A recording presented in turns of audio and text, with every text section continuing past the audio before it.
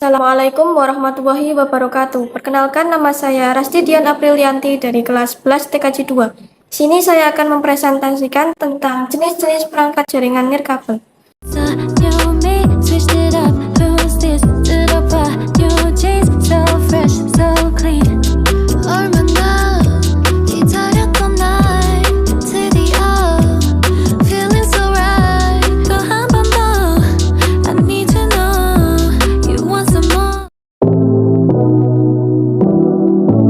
Pertama, router. Router adalah perangkat jaringan yang berfungsi untuk menghubungkan dua atau lebih jaringan. Router menghubungkan jaringan dengan topologi bintang, bus, dan cincin. Berkat dua router, jaringan dapat bertukar informasi dan data. Router digunakan dalam protokol jaringan router, TCP/IP atau IP. Selain itu, router adalah server akses perangkat yang dapat membuat koneksi yang menghubungkan LAN ke layanan telekomunikasi.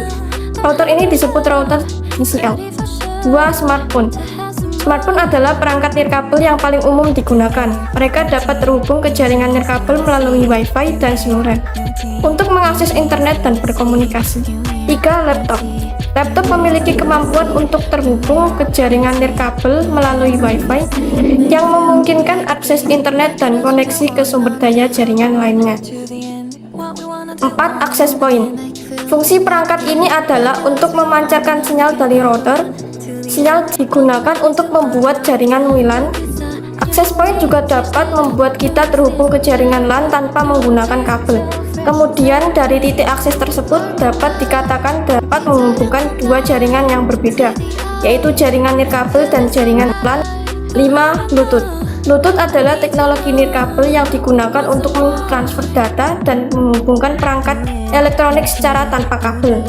Teknologi ini memungkinkan perangkat seperti ponsel pintar, laptop, speaker, keyboard, mouse, dan perangkat lainnya untuk berkomunikasi dan bertukar data secara sederhana melalui gelombang radio. 6. Satelit. Satelit adalah bagian dari jaringan nirkabel karena mereka menyediakan konektivitas tanpa kabel antara perangkat di bumi dan stasiun di luar angkasa. Namun, perbedaannya terletak pada media transmisi yang digunakan oleh satelit, yaitu gelombang elektromagnetik untuk berkomunikasi dengan perangkat di bumi.